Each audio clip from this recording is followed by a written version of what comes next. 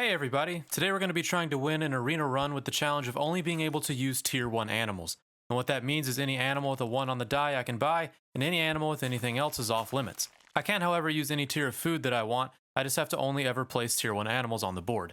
Since tier 1 animals are the weakest units, I had to think of a way to get their stats up other than just food. Knowing that, my first idea was to try out my trusty otter and to try and stack one animal up, but it always fell off after around turn 8. After failing over and over, I had to come up with a new game plan, and for that I looked at the expansion pack. First off, the bluebird is the only tier 1 animal that gives buffs every turn, so using that I could stack up a unit, only I didn't have a way to stack health.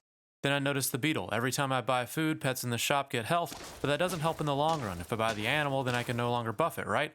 This is where things get a little interesting. My plan was to buy a level 2 beetle, freeze the animals that I wanted to eventually buy in my shop, and then feed the beetle as much as I could before finally buying the animals in my shop that have a ton of health. This plan seemed to work well, but the only issue is, while I was feeding my beetle, it was always a tough decision when to buy the animals in the shop.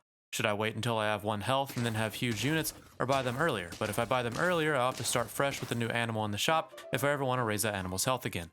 No matter which tactic I tried, I always lost a ton early, and then started doing well later, but due to only having 1 HP left, I kept getting knocked out by a nasty squad. So I had my late game strategy, but I needed to figure out a way to get there. If I'm only feeding my beetle, how can I make my other units stronger so that I can survive until my animals in the shop are strong?